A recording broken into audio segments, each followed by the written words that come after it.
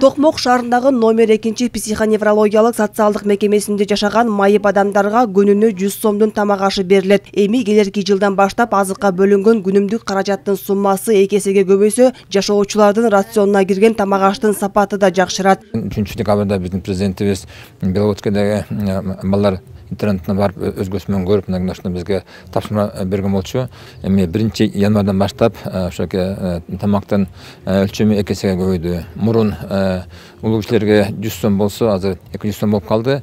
Балдардын нормасы мурун 110 сом болсо, азыр 220 сомго чейин чыкты. Мекемеде 18 жаштан жогорку курактагы ден соолугунун мүмкүнчүлүгү чектелген 236 адам жашайт. Мында кызматкерлер ар бир адамдын саламаттыгына, психологиялык өзгөчөлүктөрүнө жараша камкордук кылат. Анткени мында өзгөчө көзөмөлгө муктаж, өмүр бою камкордук зарыл болгон адамдар бар. Өзүңүздөр көрүп кеттиңиздер, өмүр бою төшөктө жаткандар, сойлоп жүргөндөр, басып жүргөндөр болуп бизде 4 корпуста.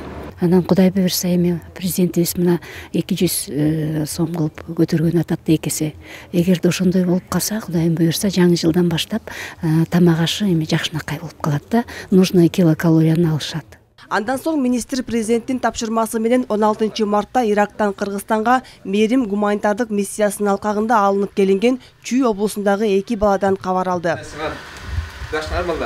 Жеткинчектер реабилитациядан өткөндөн кийин июнь айында тайнесинин колуна тапшырылган. Учурда балдардын саламаттыгы жакшы. Алардын улуусу мектепке чейинки даярдоо группасында окуп жатат. Ал эми кичүүсү үйдө. Министр балдарга мамлекет башчынын белегин тапшырды. Ысымын атагысы келбеген балдардын тайнеси мамлекет башчыга ыраазычылыгын айтып, эми Иракта калган кызын мекенине кайтаруу өтүнүчүн билдирди. Ошол жылы июнда колума алдым.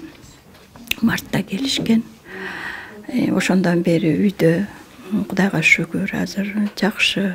Кызым Турцияга кеткен 15-жылы. Чабырда Иракта экен.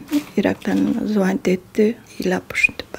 Иракта экенбиз деп. Ушу неберелеримди алып келип берди. Ушуга миң мерде ачылым айтам, Аллахым ыраазы болсун.